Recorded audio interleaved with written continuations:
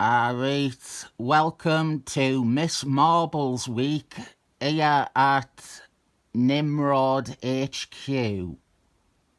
This became a week because I wanted to look at an issue and I realised there was far too much to explain.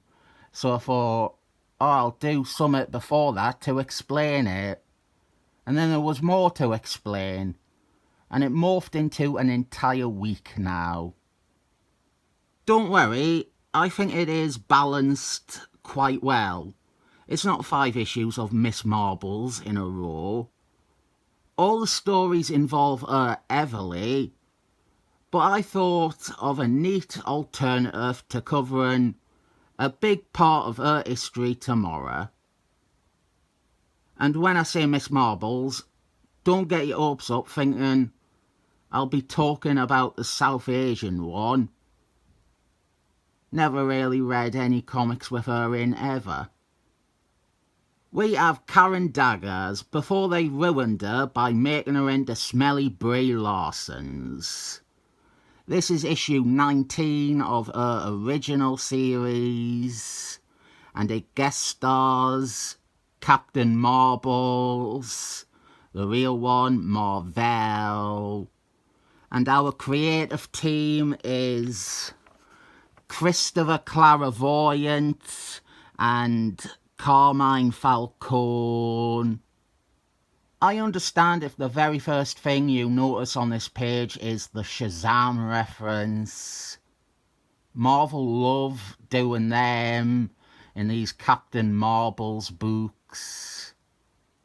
We begin our story at a farmhouse in Texas, which, as per recent issues of Mar-Vell's title, has become house arrest for some Kree refugees.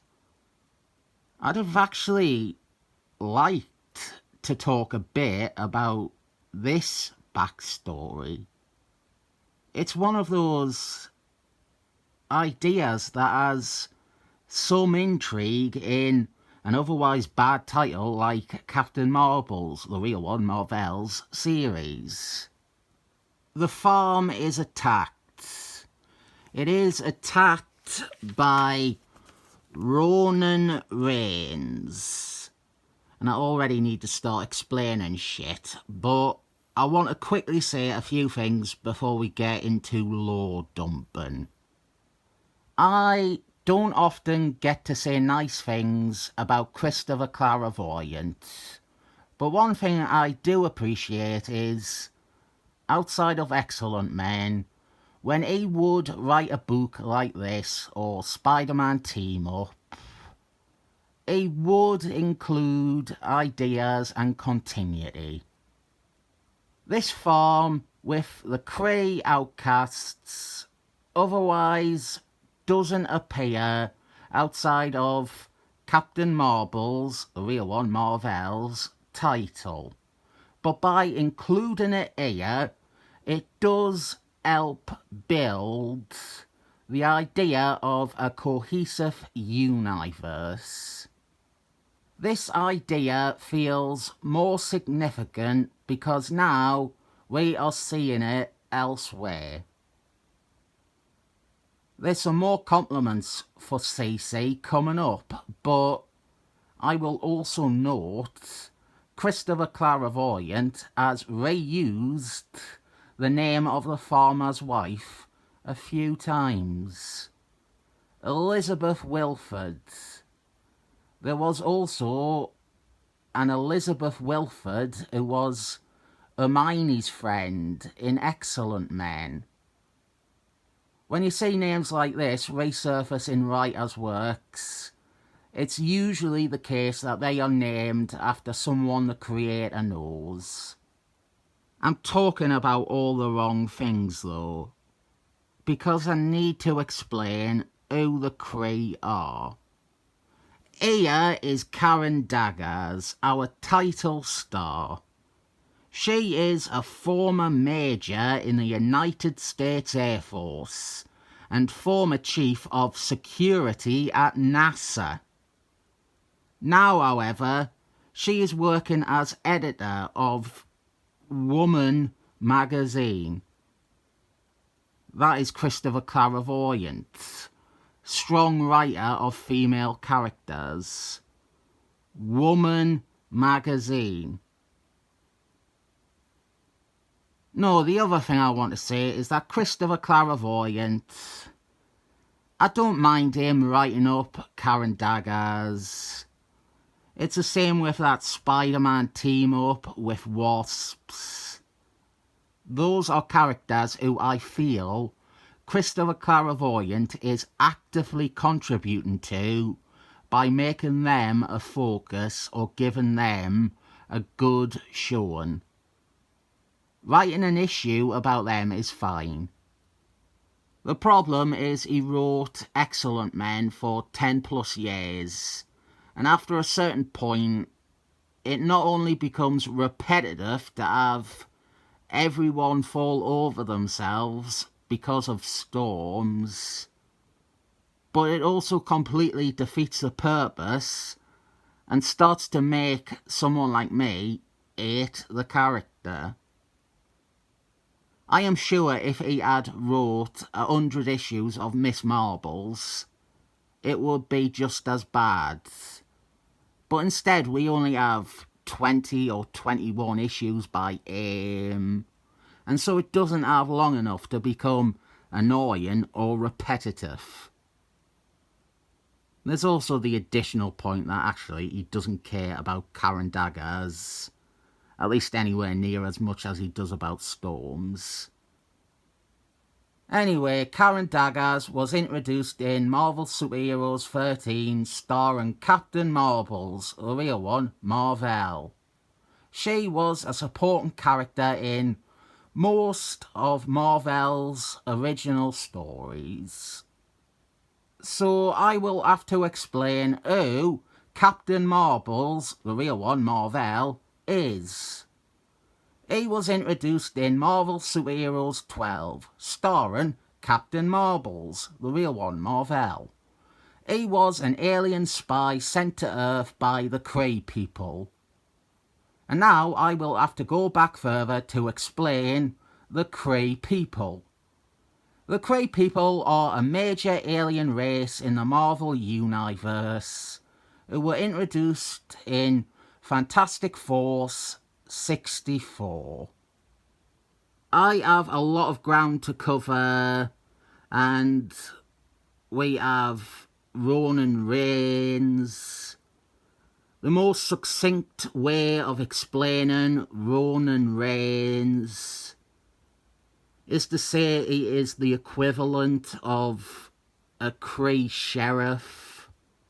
In Fantastic Four 65, we are introduced to him and the ruler of the Kree people, Annette Benin.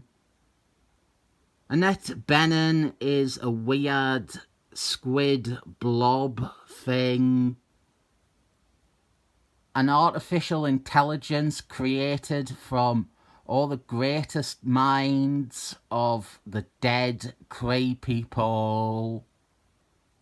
And as you've seen on these first pages, both Ronan Reigns and Annette Benin are in this. So I do find it important to cover them and the Kree peoples. Karen Daggers is Miss Marbles, and she is being summoned by Annette Benin to serve the Kree people. One of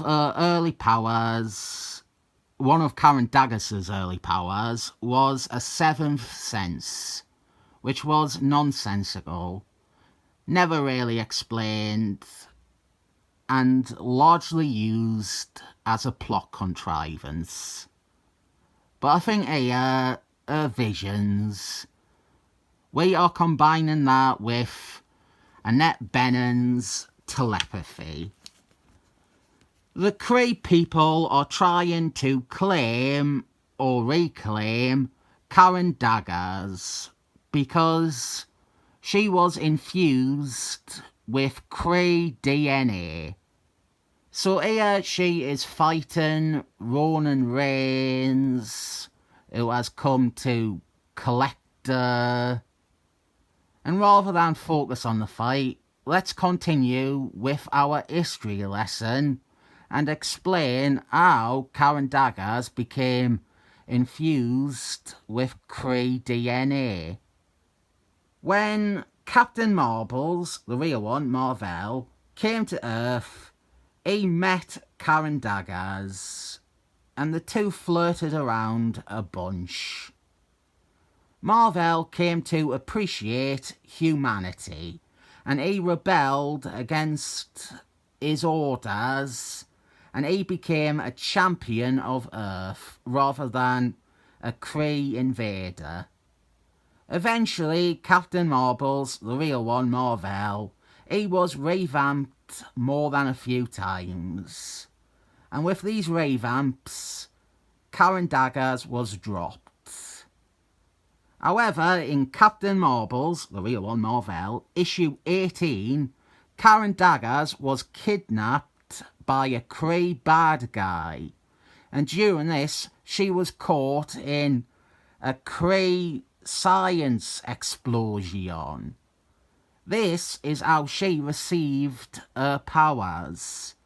But we wouldn't find out about that for quite a while. I do actually like this issue. I might have neglected to mention that yet. But I think it does a nice job of giving Karen Daggers a decent thing to fight. And it all links in with some of the shared mythology between her and Captain Marbles, the real one, Mar-Vell. Speak of the devil, Dev-Vel. He arrives to help Miss Marbles battle Ronan Reigns. Surprisingly, it took 19 issues to ever get around to having the two heroes meet. Consider this foreshadowing for later in this week, but I bet someone like the Critical Drinker would complain about how Ronan Reigns one-shots Captain Marbles, the real one, Mar-Vell, but we got several pages of Ronan Reigns fighting a woman.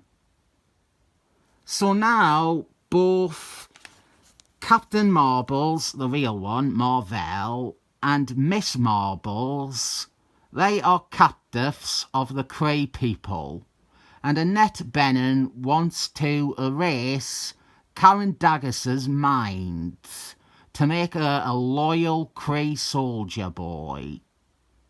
Let's get to part 3 of our unofficial Andy book to the Marvel Universe.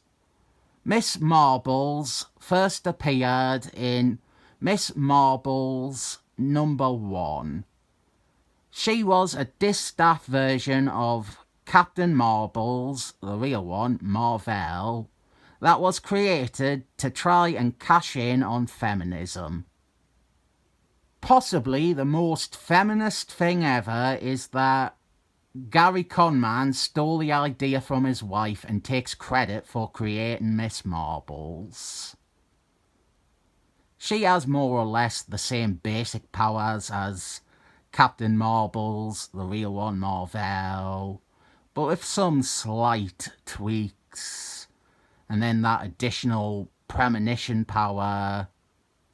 By this point, she had already joined the Avengers, fairly recently in Avengers 171. And we have some big changes coming up with her in the next issue of Miss Marbles issue 20.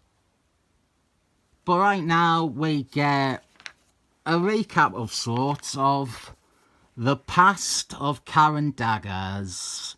We get to see some of her childhood here, as Annette Bening tries to control her and erase her memories. The sad thing is that Karen Daggers will end up having a history of having her mind tampered with, and having amnesia and losing her memories.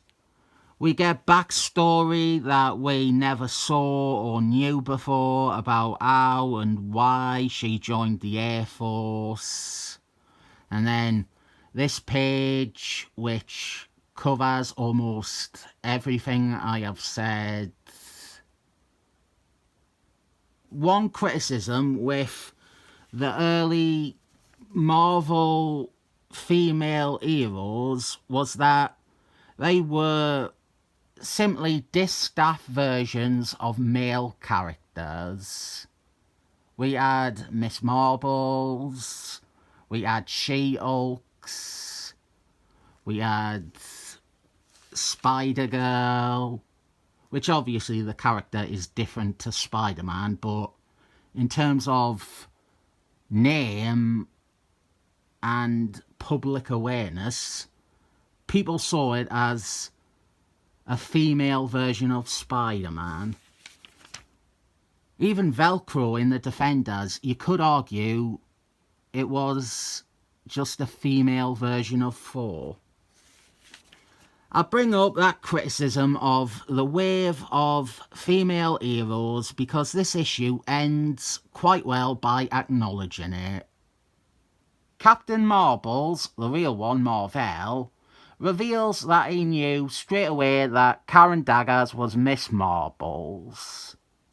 Then, Karen Daggers tells him that all her life she has striven to be her own woman, and that she never wanted to copy him or anyone else, but it wound up happening anyway. She desires to forevermore be her own thing.